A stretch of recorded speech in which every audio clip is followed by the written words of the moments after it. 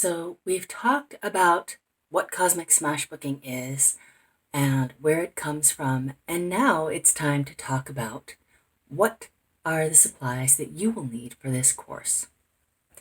First and foremost, make sure you get some red thread as a symbol of your connection to the intentional creativity movement.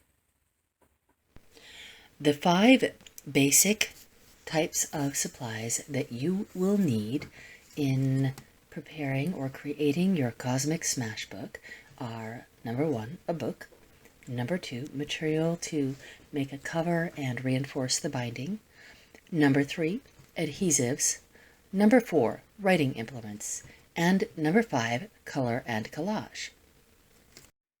So the first category of materials you need is your book. Just as I mentioned, a college ruled composition book is perfect for what we'll be doing. The second piece would be something for your cover and to reinforce the binding. So you see I've got just a plain paper grocery bag and some various assorted ribbons and twine. Whatever you have is great. You can use yarn as well. I often use, just inexpensive acrylic yarns. They're totally, anything you can tie around the binding. The reason that this particular material is important is because as we fill the book up, it's going to get pretty heavy, and it's going to put a lot of stress on that single row of stitching on the binding. So by adding the ribbons, not only do we help to call in our muse and make it embellish the book, but also it does provide some structural reinforcement for the book as we add stuff. You're also going to want some gesso, particularly if you decide to collage directly onto the cover rather than creating a cover as I'm going to demonstrate. Adding a layer of gesso is going to give your surface some tooth, and it's going to sort of cover up that printing, whatever's on the cover already when you buy it. The third category of materials are adhesives. I always use Mod Podge Matte Medium, and these are my paint brushes. I actually have a separate inexpensive children's craft brush that I use just for the glue. I also use a lot of glue sticks, and I really like the tape runners as well. They come in little cartridges, and they're great for sticking down cut or torn magazine images and other types of collage materials quickly and without a lot of fuss. The fourth category of materials you need will be writing implements.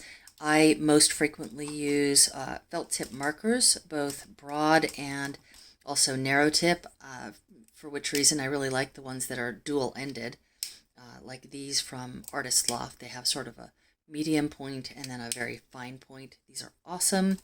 And I love gel pens. Those are great. These are some Pilot G2 gel pens. There's, gosh, so many options out there. Whatever you have. Colored pencils. If you use colored pencils, remember to have a sharpener.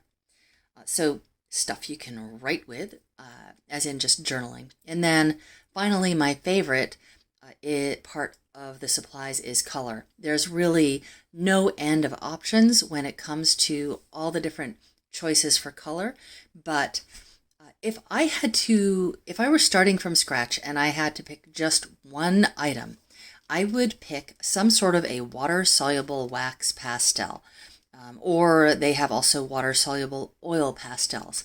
The reason being that it is super versatile. You can scribble with it like a crayon, you can apply it thick, and you can sort of smudge it or blend it together and get nice gradients of color across multiple colors.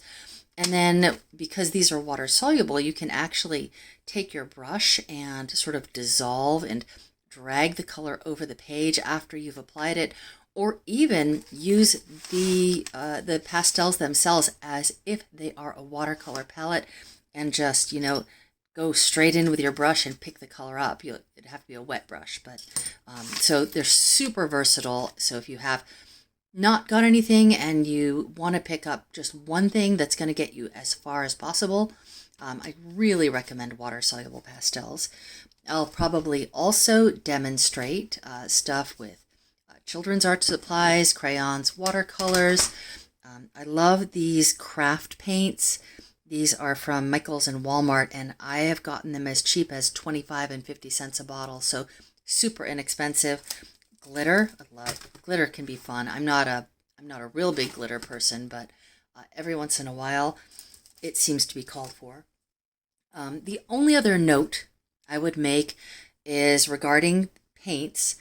These are fine, but if you would like something that's going to have like maybe a brighter color, a clearer consistency, creamier, better to mix, I'm gonna recommend the Liquitex Basics student grade colors. These are also pretty affordable as paints go, and particularly if you get them on sale, and they are a nice step up from the basic acrylic paints. So if you're really into this and you think you're going to use them, you'll if you want to spend a little bit more money and get something that's a little nicer to work with, these Liquitex Basics I also strongly recommend.